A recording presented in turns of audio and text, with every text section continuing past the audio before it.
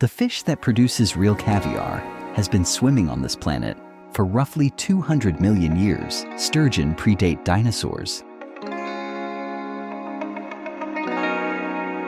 They survived whatever wiped out the dinosaurs. And yet, humanity has managed to push most sturgeon species to the edge of extinction in less than a century, just to get a spoonful of their eggs. Here's the detail that makes it worse. A female sturgeon can take up to 20 years before she produces a single egg worth harvesting, which means every tin of real caviar represents roughly 2 decades of waiting just to reach the starting line. But before we even get to how caviar is actually made, there's a myth worth clearing up, because most people watching this have probably never eaten real caviar at all without realizing it. Technically, caviar refers to one thing and one thing only: salt-cured roe from a sturgeon. That orange, salmon-colored roe piled on a sushi roll, the small red beads on a bagel spread, the black caviar garnish on a cheap appetizer. None of that is technically caviar. It's roe from salmon, trout, or other fish, marketed loosely using a word that legally and traditionally belongs to one specific ancient fish family. So how does actual sturgeon caviar go from fish to tin?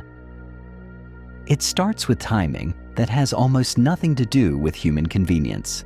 Sturgeon don't just need to survive 15 to 20 years to reach maturity.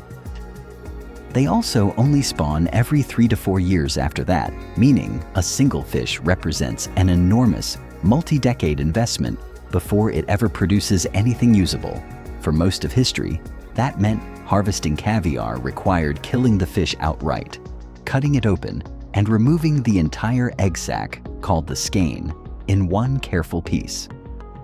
Once removed, the eggs are gently pushed through a fine mesh screen, separating them from the surrounding membrane without crushing them. A delicate, entirely hand-done process, since machinery rough enough for speed tends to be rough enough to destroy the eggs.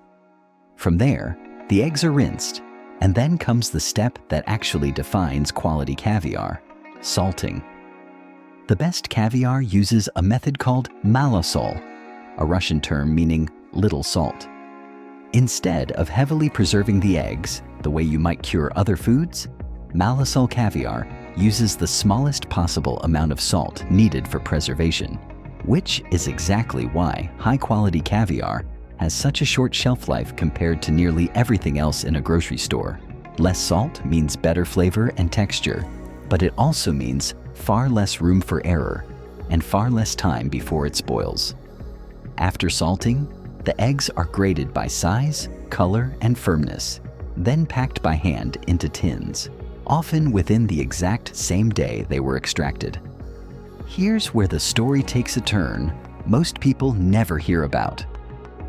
Wild sturgeon populations, particularly in the Caspian Sea, where the most famous caviar has traditionally come from, collapsed dramatically over the 20th century, driven by overfishing, dam construction blocking their migration routes, and pollution.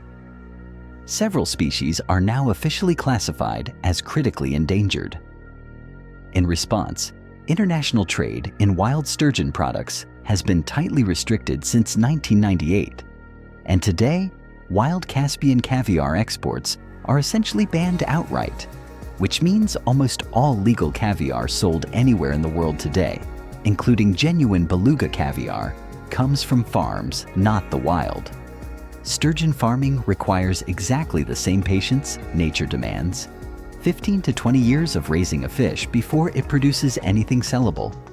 Except now it happens in controlled aquaculture facilities instead of the open Caspian Sea. Some modern farms have even developed non-lethal extraction methods, gently massaging mature female sturgeon to release eggs without killing the fish at all, allowing the same fish to be harvested again every few years instead of just once. So the eye-watering price of real caviar was never really about scarcity for its own sake or clever marketing. It's the direct, unavoidable cost of an animal that simply refuses to be rushed. A fish older than dinosaurs that still, after 200 million years, hasn't found a faster way to grow up. If this changed how you look at that tiny, absurdly expensive tin next to the seafood counter, hit that like button and subscribe if you're not already, so you don't miss the next one. Let me know in the comments. Had you ever eaten caviar that wasn't technically caviar at all? See you in the next video.